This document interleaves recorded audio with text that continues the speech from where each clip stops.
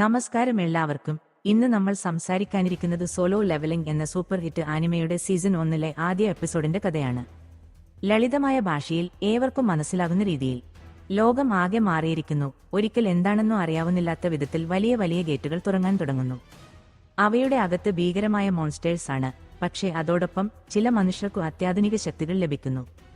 അവരെ നമ്മൾ വിളിക്കുന്നു ഹണ്ടേഴ്സ്. ഹണ്ടേഴ്സിന്റെ ജോലി ഗേറ്റുകൾക്കുള്ളിൽ കയറി മോൺസ്റ്റേഴ്സിനെ കൊല്ലുക, പിന്നെ ഗേറ്റ് അടയ്ക്കുക.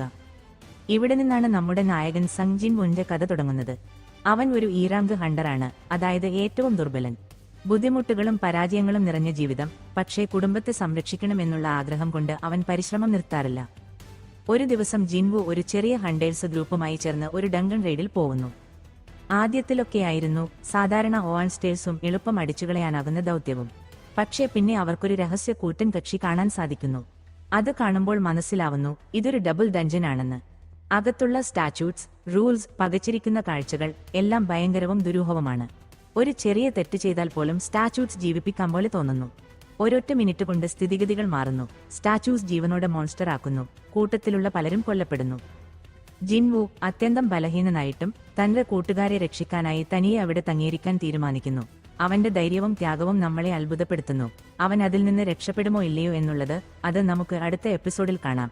ഇത്രയൊക്കെയാണ് സോളോ ലെവലിംഗ് സീസൺ 1 എപ്പിസോഡ് 1 കഥ. അടുത്ത എപ്പിസോഡുകൾ വേണോ? പിന്നെ കമന്റ് ചെയ്യൂ, സപ്പോർട്ട് ചെയ്യൂ. നന്ദി. വീണ്ടും കാണാം.